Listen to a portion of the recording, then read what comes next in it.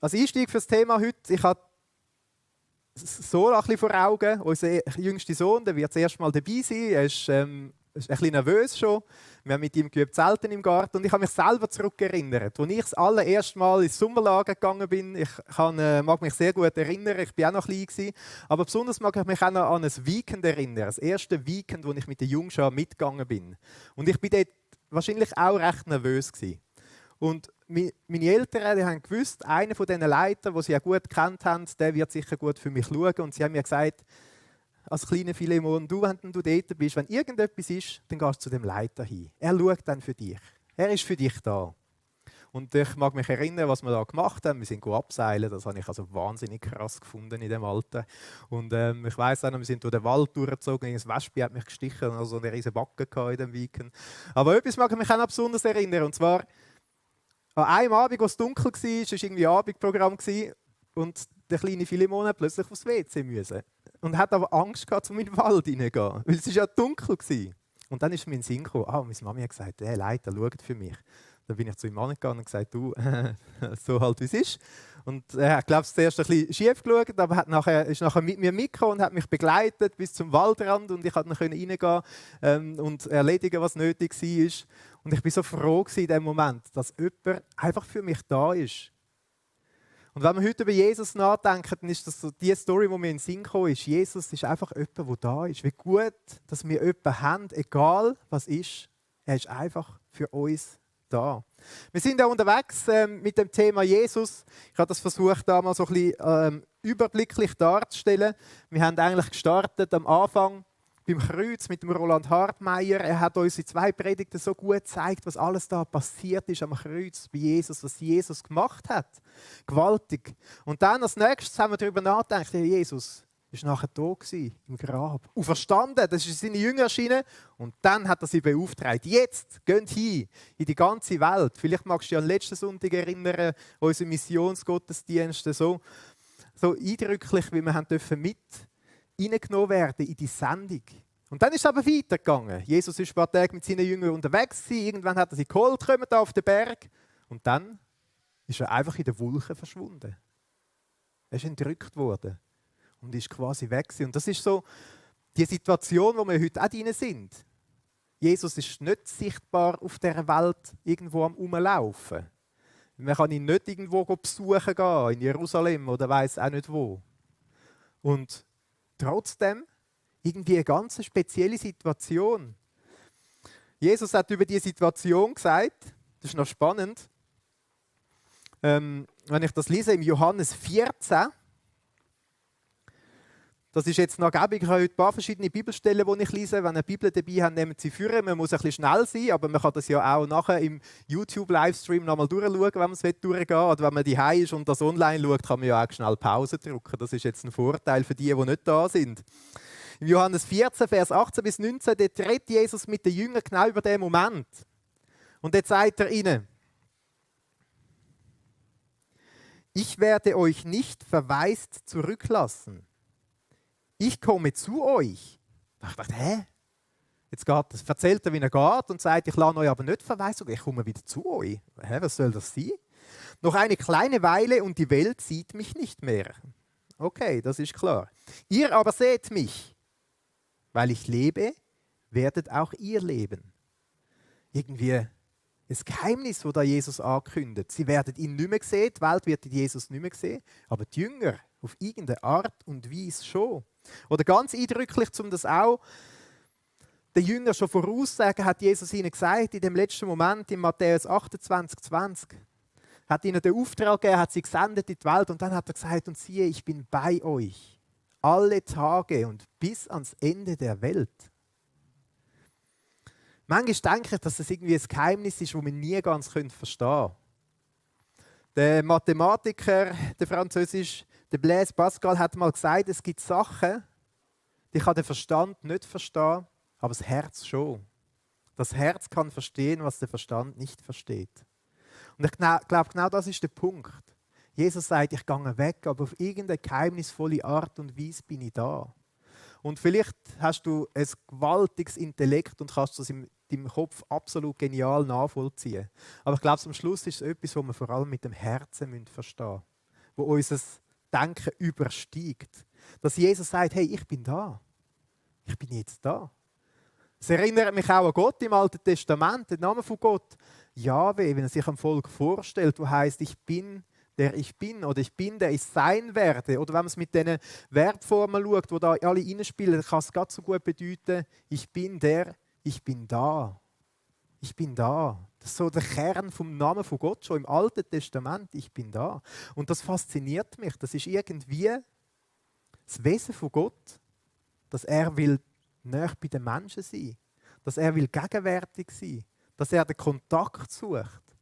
Das ist etwas Gewaltiges. Und das, obwohl wir Menschen, ich meine, auch viele böse Sachen machen, viele schlechte Sachen. Wenn man die Gesellschaft anschaut, ich sage jetzt mal, die grosse Mehrheit echt gar nichts von Gott will wissen. Und dann zu hören, hey Gott, es ist dein Wesen, ich bin da. Jesus sagt, ich werde bei euch sein, bis ans Ende der Welt.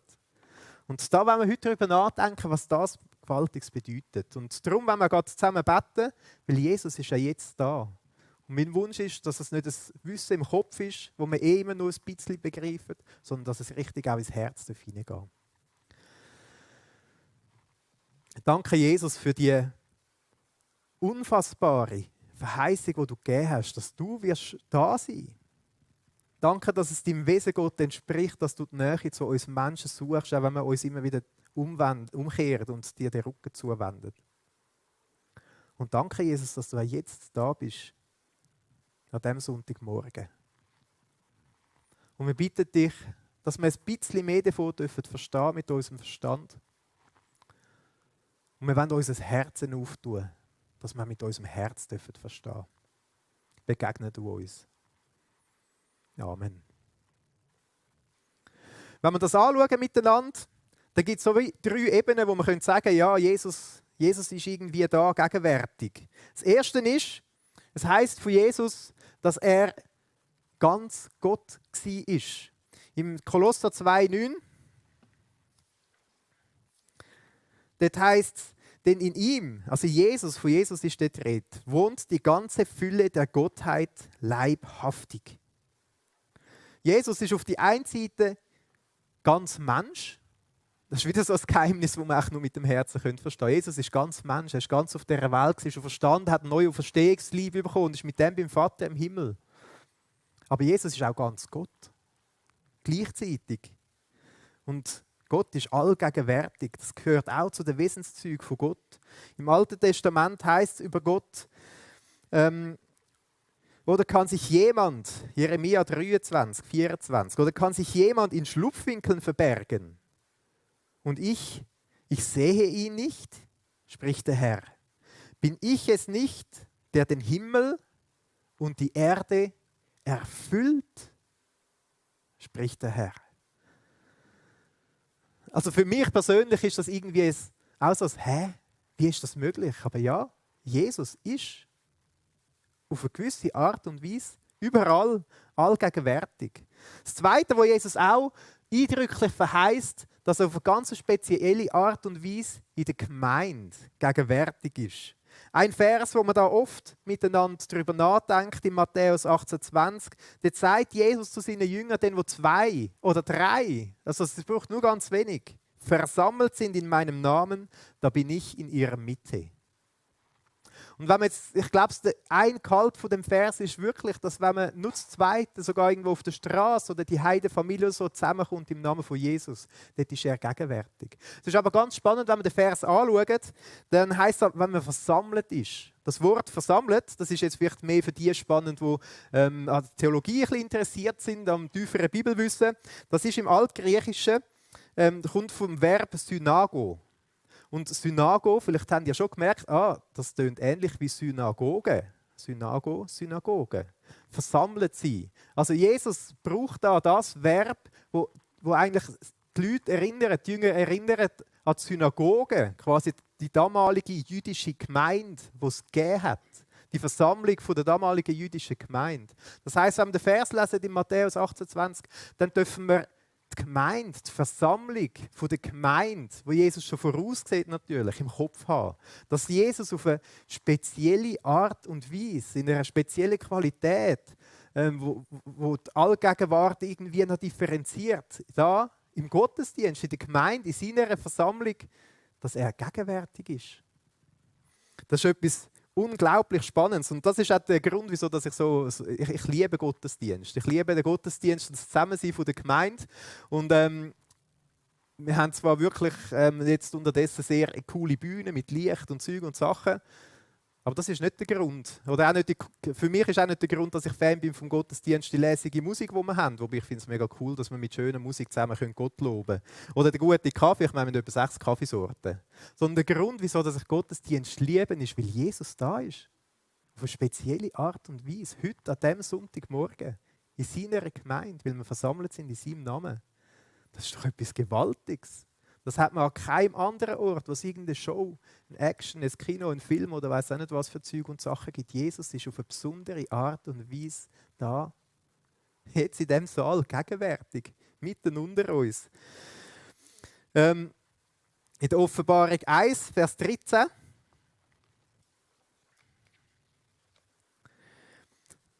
Dort heisst es über Jesus und inmitten der Leuchter, was da als Bild ist für Gemeinde, inmitten von diesen Gemeinden, gleich einem Menschensohn, bekleidet mit einem bis zu den Füßen reichenden Gewand und an der Brust umgürtet mit einem goldenen Gürtel. Also Johannes, der die Offenbarung für die Zukunft hat, gesehen hat, die leuchten wie eine Gemeinde und mitten ihnen steht der Menschensohn, Jesus, irgendwie in der Mitte von ihnen.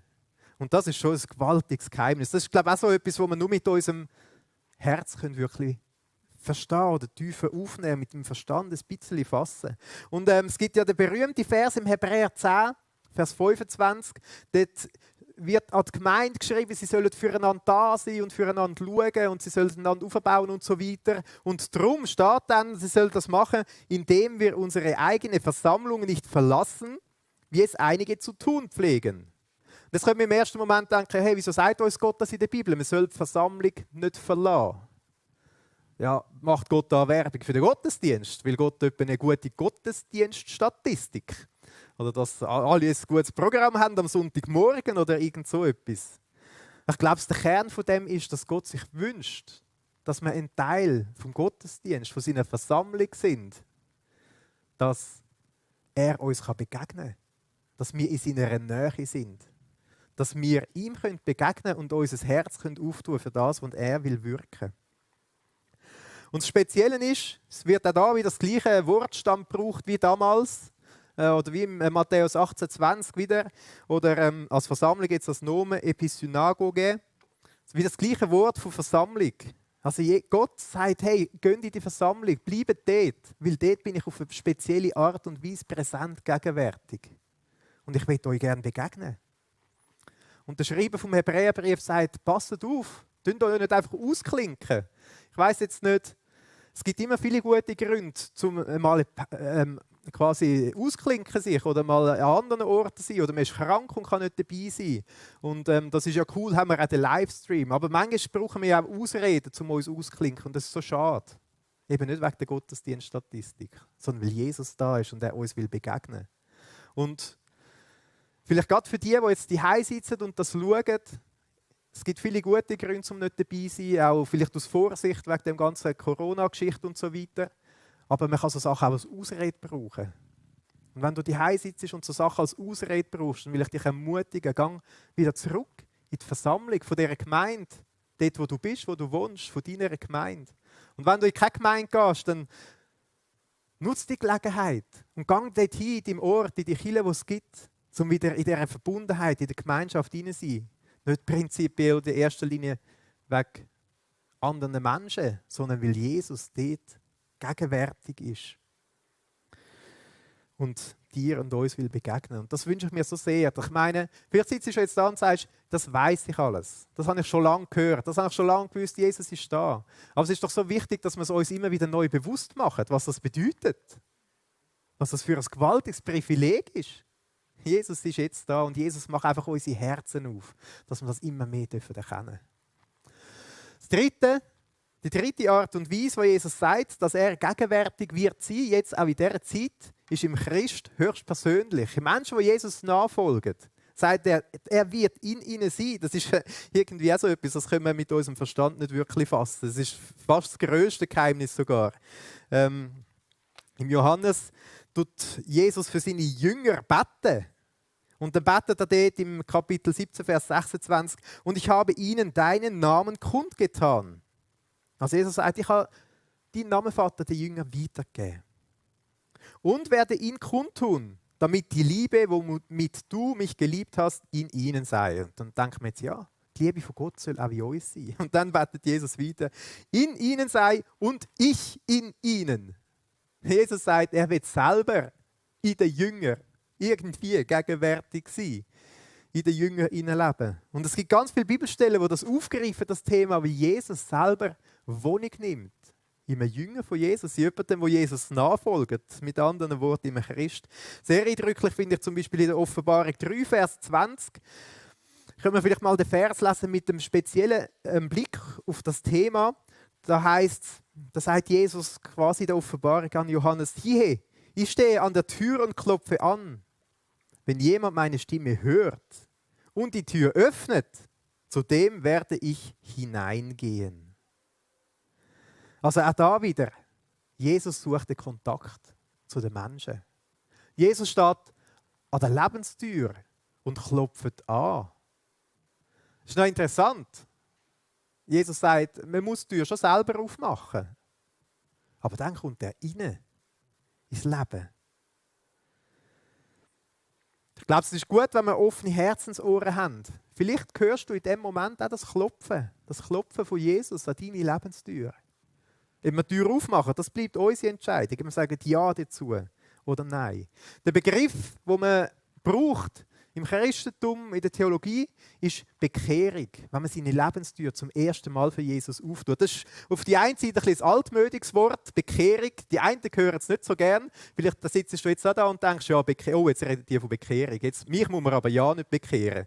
Dann kannst du ganz beruhigt sein, weil ein Kern des Bekehren ist, es kann nicht jemand anders einem bekehren. Das geht gar nicht. Sondern es ist immer etwas, was man selber macht. Man kann nur höchstens sich selber bekehren. Also ich möchte gerne dann noch ein bisschen in die Tiefe gehen, was das genau bedeutet. Aber es ist ganz wichtig zu wissen, das ist etwas, das bei jedem selber stattfindet. Es kann nicht jemand anders für einen irgendwie, oh, jetzt gehen wir noch ein paar Leute bekehren oder so etwas. Das geht gar nicht. Das ist unmöglich. Es ist etwas, das im eigenen Herz muss stattfinden. Man muss selber die Türen auftun. Und darum, wenn das für dich jetzt ein Thema ist, Bekehrung, wo du denkst, ja, was kommt echt jetzt? Dann kannst du ganz entspannt sein. Du kannst dir das einfach mal anhören und du kannst bewusst sein, das ist etwas, was nie jemand anders für dich machen kann, wo man nicht einmal jemanden zwingen dazu oder so. Das geht nicht, sondern es muss eine freie Entscheidung im eigenen Herzen sein, im eigenen Verstand. Wenn wir jetzt da in dieser Zwischenzeit quasi sind, Jesus ist nicht sichtbar unter uns, aber trotzdem irgendwie gegenwärtig, sogar so gegenwärtig, dass er den Jüngern gesagt hat, ihr werdet mich auf spezielle Art und Weise sehen, dann ist das so ein ganz entscheidender Punkt, dass man sagt, hey, Jesus kann bei dir in deinem Leben gegenwärtig sein. Ich glaube auch so einer von diesen Punkten, wo ich weiss, dass alle, die Christen sind, das wissen. Aber wo wir doch immer einander wieder zusagen müssen, hey, Jesus ist bei dir, in deinem Leben. Und nicht nur am Sonntagmorgen, aber dann am Montag und am Dienstag und am Morgen, am Nachmittag und am Abend und die ganze Nacht und auch im dunklen Wald für die Kinder dann im Sommerlager. Jesus ist da bei dir. So ein gewaltiges Geheimnis. Ich glaube, wir müssen uns das immer wieder neu zusagen, um auch noch ein bisschen von dem erfassen, was das bedeutet.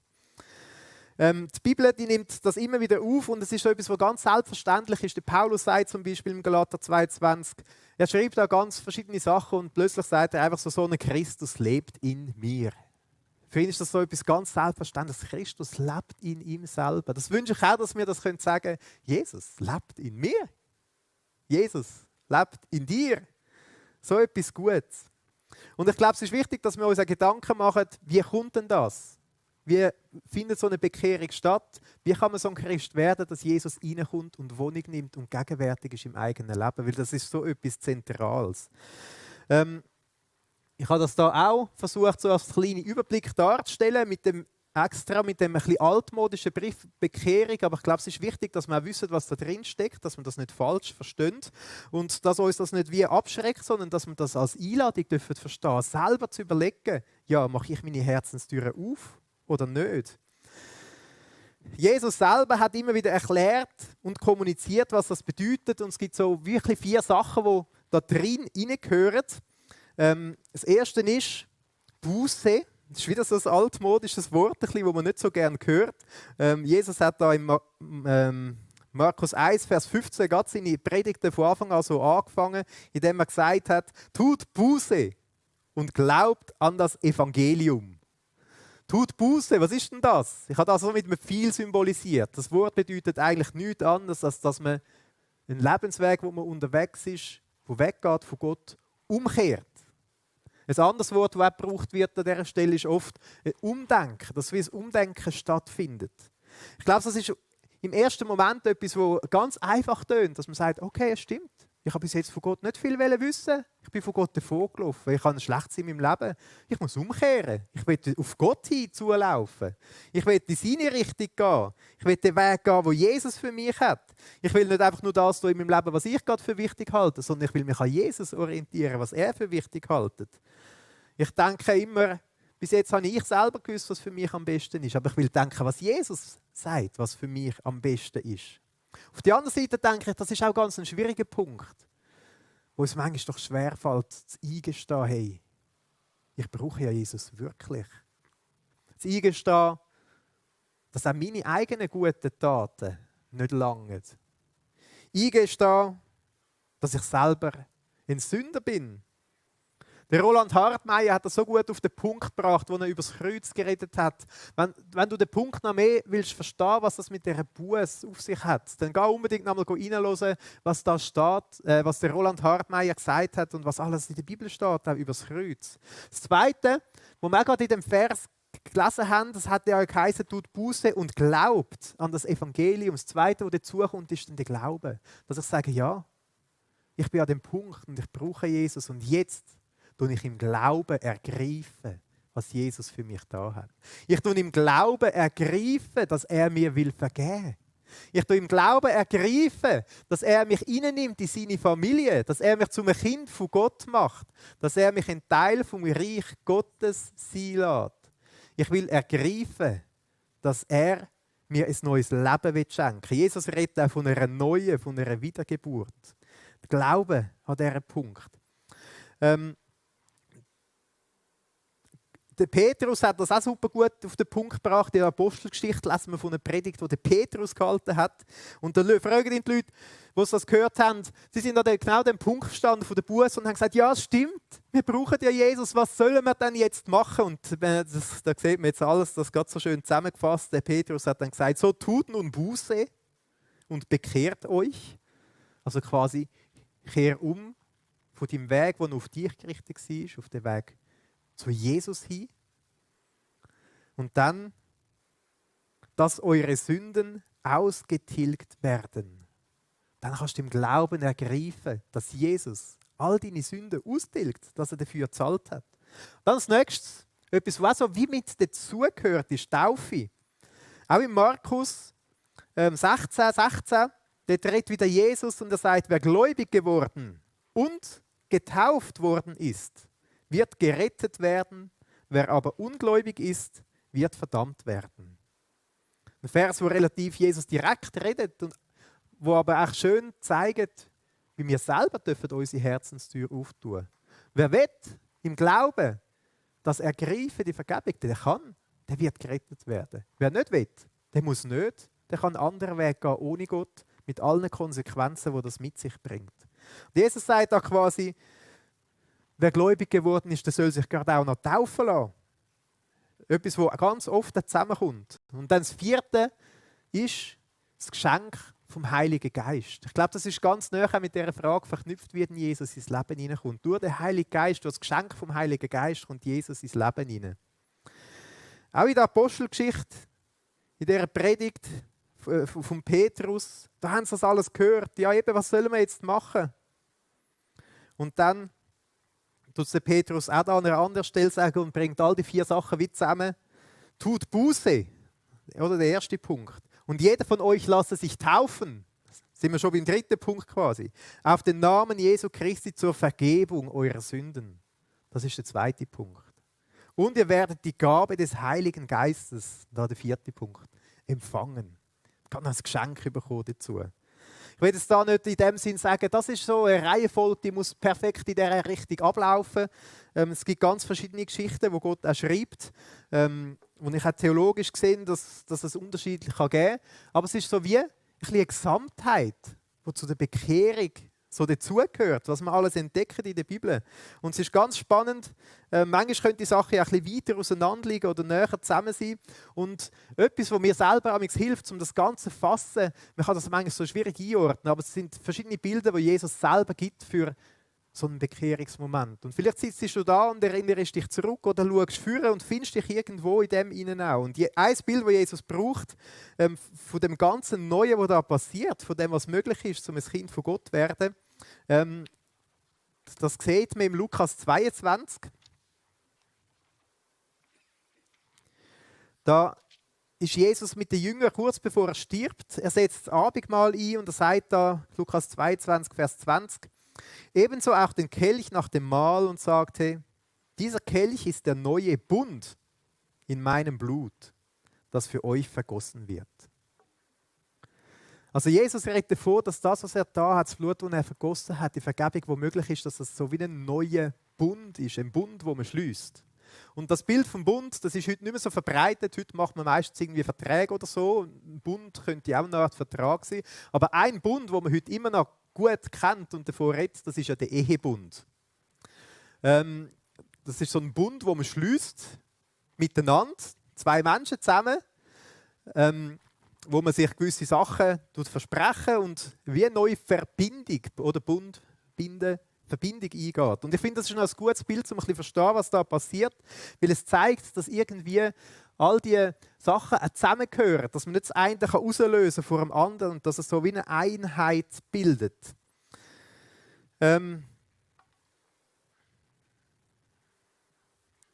Vielleicht bist du da und sagst, ja, ich habe Jesus schon lange kennengelernt. Jetzt im Vergleich, wenn man heiratet, ist das ja etwa ähnlich. Ich mag mich gut erinnern, als ich meine Frau Janine kennengelernt habe. Und dann bald habe ich mich auch angefangen zu verlieben in sie. Und das war also eine spezielle Zeit. Dann lernt man sich immer besser kennen und entdeckt Sachen aneinander. Und vielleicht geht es im Glauben auch gleich. Du lernst Jesus kennen, lernst ihn immer besser kennen, lernst mehr von ihm und bist fasziniert von ihm. So eine Kennenlernphase, die gibt es und die ist ganz wichtig. Und der Glaube fängt irgendwo an wachsen im Herzen von einem rein. Jesus redet ja oft davon, dass der Glaube etwas ist, was so wie wachsen tut. Und irgendwann entscheidet man sich dann, dass man einen Bund eben eingehen will, dass man heiraten will. Und der erste wichtige Schritt, jetzt sagen wir mal auf das Heiraten bezogen, ist, dass man dann zu der zivilen Trauung geht. Ich habe da ein kleines Bild mitgenommen. Ich habe da so schön, schau mal, wie fröhlich dass ich da schaue. Das ist also so ein schöner Moment. Wo man im Standesamt hockt vor ein paar Zeugen und da sagt man sich Ja. Und muss auch unterschreiben, das ist auch eine formale Sache, aber es ist auch ein sehr schöner Moment. Vielleicht erinnerst du dich auch zurück, wenn du verheiratet bist. Und das ist für mich so das Bild oder der Teil von dem Bund, wo man schließt, wo mit Buß und Glauben zu tun hat, so eine innere Zuwendung, wo ich auch zu Jesus komme und sage, ja Jesus, ich will mit dir den Bund schliessen, wo ich es festmache. Wo ich selber, ich mag mich gut erinnern, ich habe selber den Bund mit Jesus geschlossen, als ich ein Kind war. Ich weiss nicht mehr genau, wie alt ich war, aber ich weiss noch, es war Abend und ich bin allein im Bett und habe dort gesagt, Jesus, ich will, dass du in mein Herz hineinkommst. So auf eine ganz kindliche Art und Weise. Und das war so für mich wie, also zivile Trauung mit Jesus würde ich jetzt nicht sagen, aber der Bund ist dort geschlossen worden. Und Jesus ist in mein Leben hineingekommen. Und seitdem bin ich ein Kind von Gott und auf dem Papier war es klar gewesen. Also auch wenn man heiratet, ab dem Moment wird es dann teuer, oder? Das gilt. Ab dem Moment gilt es. Da kann man nachher nichts mehr umwerfen. Es steht auf dem Blatt mit Unterschrift, der Name ist gewechselt. Mit anderen Worten, bei Gott, man ist das Kind von Gott. Vielleicht bist du auch unterwegs und sagst, ja, ich habe Jesus kennengelernt. Der Glaube hat angefangen zu wachsen. Und denkst, eigentlich wäre es jetzt dran, um den Bund zu schliessen mit Jesus. Jesus hat mit seinem Blut unterschrieben, wir haben gelesen. Er ist bereit und er wartet, bis wir selber unsere eigene Unterschrift noch dazusetzen. Es ist auch schön, wenn das mit Zeugen passieren kann. Ich selber, als ich da als Kind im Bett gelegen bin, habe leider keine Zeugen dabei gehabt, aber es ist echt mega schön, wenn jemand das wie bezeugen kann und sagen, ja, hey, ich bin dabei gewesen. Ich habe gesehen, wie der Bund mit Jesus geschlossen hast. Ich kann das bezeugen. Gut, ich habe auch einen Zeugen gehabt. Jesus selber ist echt der beste Zeuge, weil er vergisst nie und er weiß, wie es wirklich war. Das Hochzeitsfest kommt natürlich dann später auch. Und das Schöne an dem ist ja, man kommt öffentlich vor die ganze Gemeinde, sage jetzt mal vor die ganze Gesellschaft und tut wie bekennen, hey, wir haben geheiratet miteinander und bitten jetzt um den Segen von Gott. Und ich frage mich manchmal, ich habe gerade letztens wieder mit jemandem diskutiert, ja, was gilt jetzt mehr? Die zivile Trauung oder das Hochzeit in der Kirche? Was ist eigentlich? Also ist klar, es gehört beides zusammen. Man kann nicht das eine wie vom anderen ablösen. Das eine ohne das andere macht wie irgendwie auch keinen Sinn. Und für mich ist das jetzt im Bild auf der Bekehrung gesehen, wie der Teil vom Bund, wo es öffentlich wird, wo man sagt, hey, ich lasse mich taufen, dass die ganze Gemeinde das sieht. Ich habe noch ein zweites Bild mitgebracht, wo man sieht, wie viele Leute, wie die ganze Gemeinde da ist. Beim Hochzeit ist das dann so. Und beim Taufen ist es ja ganz ähnlich, wenn man den Bund wie öffentlich macht. Alle sollen es hören, alle sollen es sehen, dass ich den Bund mit Jesus eingegangen bin und jetzt mit Jesus unterwegs bin.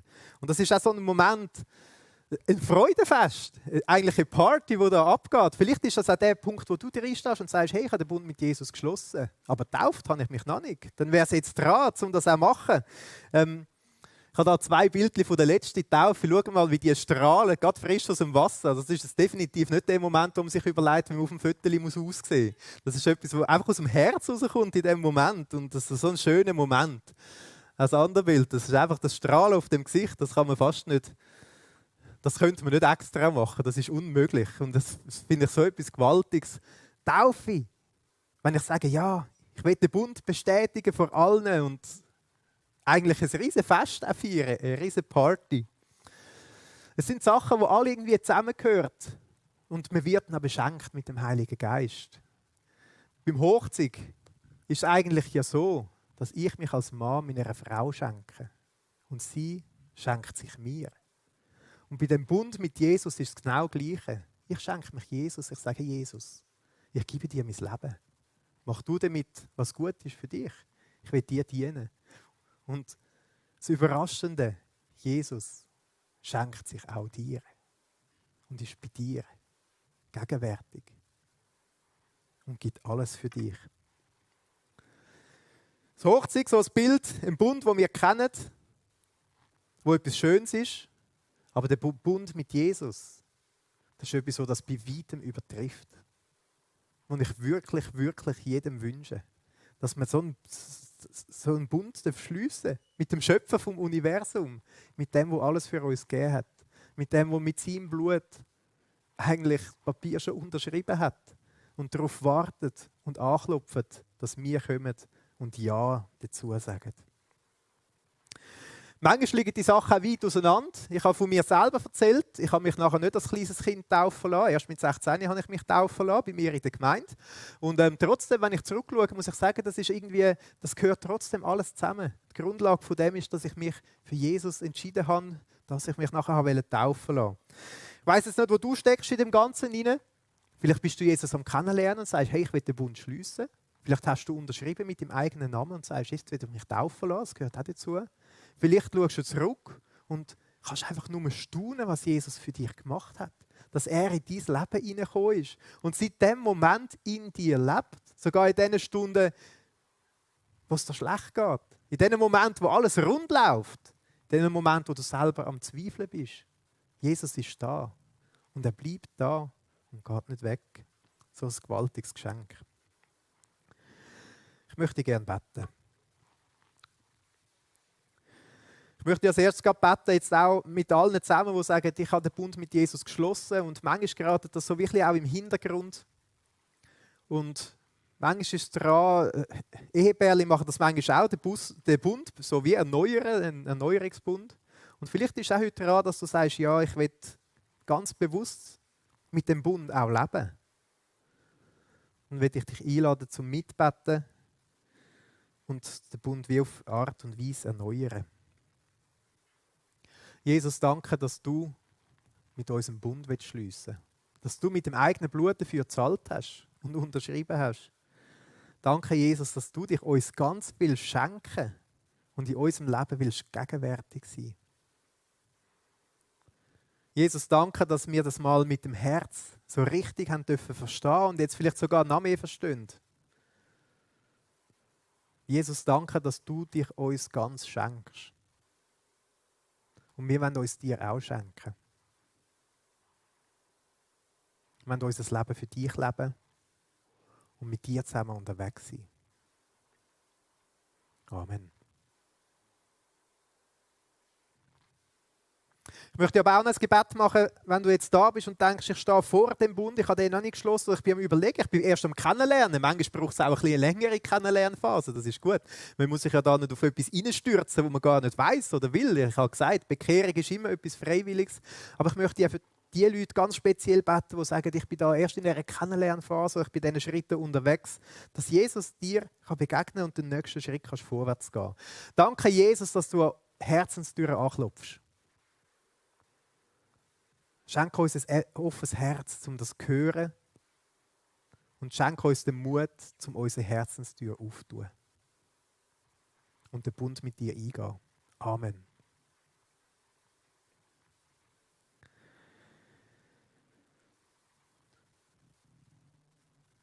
Ich möchte dich ermutigen, wenn du jetzt da bist oder wenn du daheim bist, im Livestream oder das später schaust und du spürst, wie Jesus an deine Herzenstüren anklopft und du willst die Tür auftun, dann geh den Bund mit Jesus ein. Ich will dich einladen, das mit einem Zeugen zu tun. Nimm irgendjemanden dazu, wo du weißt, ist ein Christ, ist ein Jünger von Jesus und mit ihm unterwegs. Nimm ihn dazu, du zusammen mit ihm beten und du deine Unterschrift quasi neben die von Jesus ansetzen. Und wenn dir Jesus etwas anderes aufs Herz legt, dann will ich dich auch ermutigen, diese Schritte vorwärts zu gehen, weil wir uns ihm schenken. Amen.